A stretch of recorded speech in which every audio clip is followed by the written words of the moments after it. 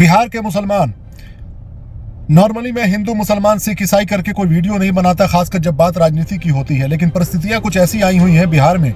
और पूरे देश में जो इस वक्त बिहार के अल्पसंख्यक समाज की दिशा और दशा दोनों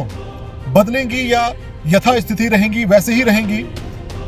आज आपके फैसले पर डिपेंड करता है। बिहार के मुसलमानों को जिस तरीके से हर बड़ी पार्टियां दरकिनार करके चल रही हैं, उनसे दूरियां बढ़ाने की कोशिश कर रही हैं, अंदरूनी तौर पर यह दिखाने की कोशिश कर रही हैं कि हम तो आपसे जुड़े हुए हैं, लेकिन जैसे ही कुछ फायदा देने की बात आती है, आपको सरकार में कोई जगह देने की बात आती है, आपको कोई मंत्रालय देने की बात आती है, आपको किसी जगह पे पहुंचाने की बात आती है, वैसे ही वो कई बहाने सामने लेकर वो बड़ी पार्टियां आपसे दूरी बना लेती हैं। ये चाहे भाजपा कर, चाहे वो राजद कर रही हो, चाहे वो कोई जनता दल यूनाइटेड कर रही हो, जब भी कोई की पॉइंट पर बिहार में 20% के करीब जनसंख्या है मुसलमानों की, और राज्य सरकार में किसी भी इंपॉर्टेंट राज्य मंत्री के तौर पे आप किसी भी मुसलमान को नहीं देखेंगे। हर बड़ा मंत्रालय, चाहे वो स्वास्थ्य मंत्रालय हो, चाहे वाणिज्य मंत्रालय हो, चाहे वो शिक्षा मंत्रालय हो, चाहे वो स्वास्थ्य मंत्रालय, कोई भी ऐसा बड़ा मंत्रालय आपको मुसलमानों के पास दिखाई नहीं देगा। या मुसलमान जिनको अपना लीडर मानते हैं, उनको किसी जगह पे लाने की कोशिश नहीं की जाएगी। आखिर किस बात का डर है? क्या सेकुलरिज्म का मामला यह है कि सेकुलर मुसलमान बना रहे और आप उस सेकुलरिज्म के नाम पर सिर्फ रोटियां सेकें और अपने फायदे को पहुंचाएं,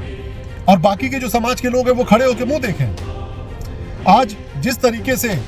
बिहार में जो सबसे मजबूत आवाज के तौर पे कुछ मुसलमान नेता हुआ करते थे, जिनको खत्म कर दिया गया, जिनको दबाने की आज भी कोशिश हो रही है, उनकी आवाज को हम लोग मजबूत कैसे बनाएंगे? आज ये वक्त आ चुका है। 3 मार्च को महागठबंधन की तरफ से एक ऐलान किया गया है, पटना के गांधी मैदान विश्वास यात्रा के नाम पे जो ये लोग एक रैली करने वाले हैं, उसमें मैं तमाम बिहार के मुसलमानों से आग्रह करना चाहता हूं कि आप पहुंचिएगा मत, वहां पर बिल्कुल भी मत जाइएगा।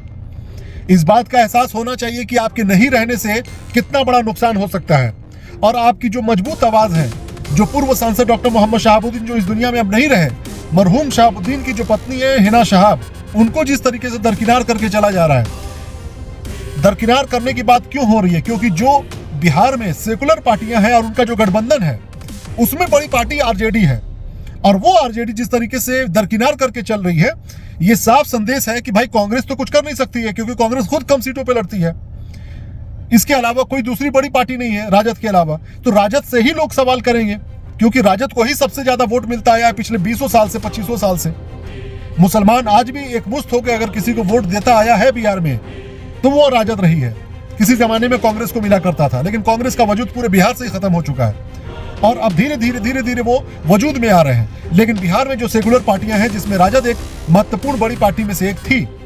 जो कि अब मुझे लगता है 2025 में अगर यही रवैया रहा है तो कम से कम 25 से 30 सीटों पर, मैं बता रहा हूं दावे के साथ, असर पड़ेगा और इनको सीट गंवाना पड़ेगा। जिस तरीके से ये लोग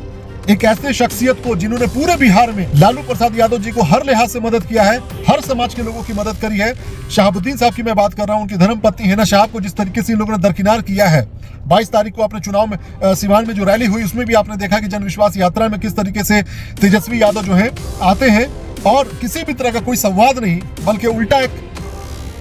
ताना मार के जाते हैं।